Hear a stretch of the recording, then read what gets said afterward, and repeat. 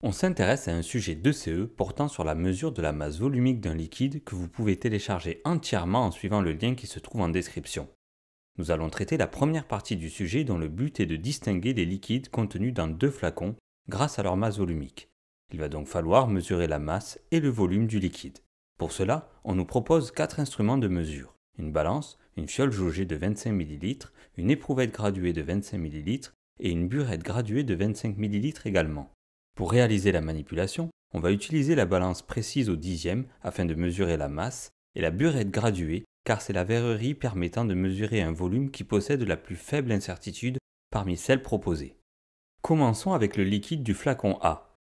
Déposez un Erlenmeyer ou un bécher sur une balance, puis appuyez sur Tar pour mettre la balance à 0. Placez le tout sous la burette graduée préalablement rincée avec le liquide étudié. On pensera bien également à remplir la burette en dépassant la graduation supérieure et à ajuster le zéro en ouvrant le robinet au-dessus d'un bécher poubelle. Il faut bien penser à effectuer la lecture de volume en bas du ménisque, l'œil face à la graduation 0 ml.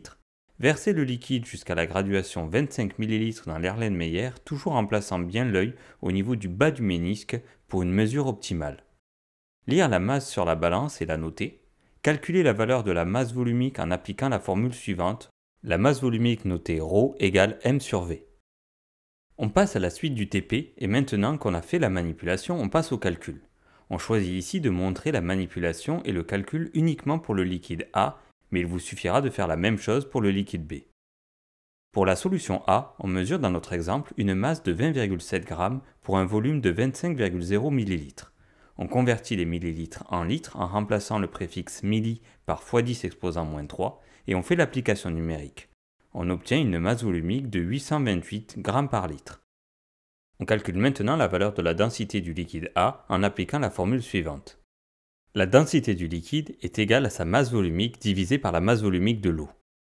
Pensez que pour utiliser cette formule, il faut que les masses volumiques soient exprimées dans la même unité, ce qui est bien le cas ici. On obtient pour la solution A une densité de 0,828. Il ne nous reste plus qu'à reporter cette valeur sur le graphique fourni et à lire l'abscisse correspondant au point de croisement entre la densité calculée et la courbe. On comprend alors que la solution A a un titre alcoolimétrique volumique de 90. La solution A est donc de l'alcool à 90 degrés. Il faut maintenant reprendre la même manipulation et les mêmes calculs pour la solution B et le tour est joué. Faites attention, le jour J, il est possible que votre professeur ait inversé les solutions A et B. Donc ne mémorisez pas le résultat, mais vraiment la méthode. Voilà, on a terminé cette partie. J'espère que cette vidéo vous aura aidé. À bientôt!